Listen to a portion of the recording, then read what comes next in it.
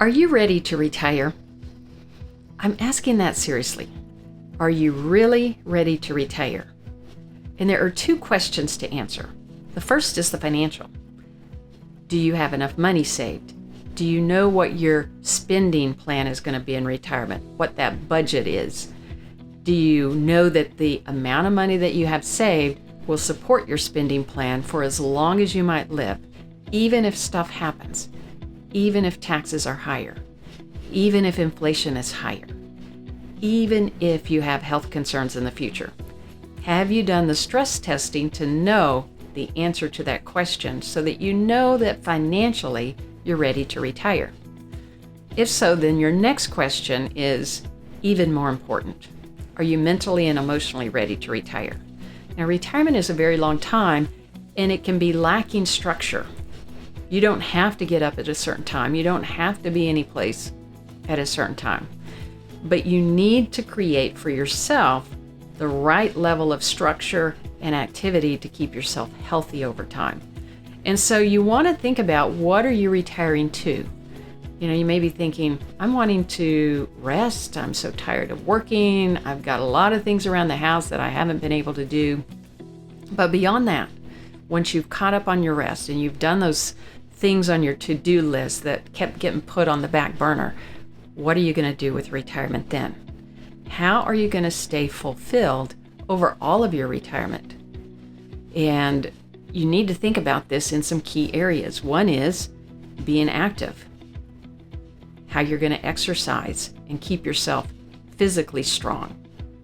Another is how you're going to stay connected to social connections. Who are you going to be your friends? Now, right now, it may be a lot of people at work that you're spending time with, having lunch with, and when you're retired, they'll still be working, and so you may need to develop some new friendships that share the interests that you want to pursue in retirement, as well as know when you're going to be able to spend time with family and other loved ones in your life. Number 3 is thinking through how you're going to continue to challenge yourself to learn. Whether that's taking a class or learning an instrument or reading books that you haven't been able to read, whatever the case is, being able to keep yourself learning on a regular basis is what's going to keep you mentally young over time. The Northwestern University did a study of what they call super-agers. And these are people that are in their 80s who have the cognitive function of somebody in their middle age. And so I'm thinking they mean maybe mid-50s.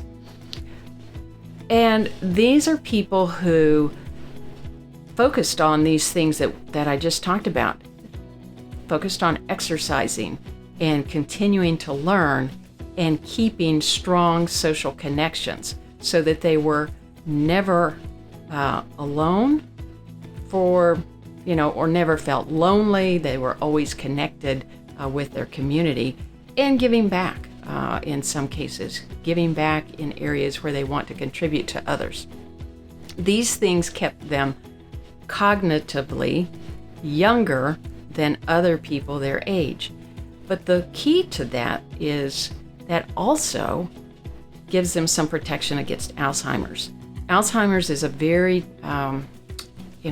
horrible disease for anybody that gets it. So I know that none of us want to get it. And so to make sure that you have the structure when you go into retirement, that you know what you're going to do, that you've got yourself ready to be actively retired, and to continue to maintain that growth over time as a person so that you maintain your health over time. That is what will give you a good retirement and keep you on your best path.